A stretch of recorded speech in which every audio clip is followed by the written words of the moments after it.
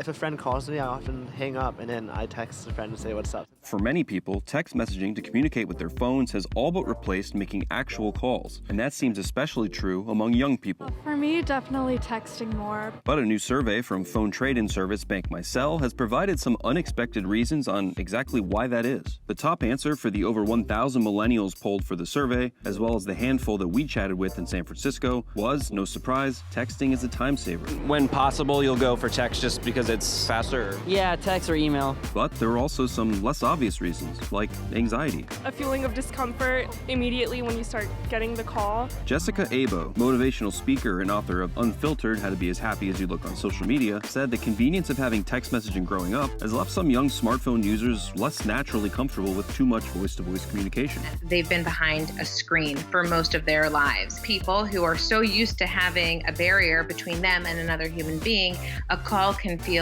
very personal and make them have a level of anxiety that maybe people who are my age would feel meeting someone face to face. Avoiding emotionally needy calls from friends or loved ones was also an answer given, and Abo also said that whole saving time by texting thing can be a simple communication shortcut, sure, but it can also mean avoiding getting stuck on a call and not being able to tend to other responsibilities or having anxiety about finishing. People are sensitive to the time that they have. We all only have 24 hours in a day, and I think because people want to make sure they're spending their time effectively, they're being a little bit more choosy when it comes to how they use their phone. Then there's the rise of robocalls, where you pick up and an automated voice on the other end is asking if you want to open a loan or switch your home cable service. These have been around for a lot of the time that millennials have had smartphones, and so a lot of them just wind up ignoring calls from any number that they don't recognize. Yeah, usually I don't pick up if it's like an unknown number or something like that. Yeah. Of course, even with all that, it's not as if young people never pick up the phone at all anymore. I try to call all my friends once a week. And that's a good thing in Abo's opinion.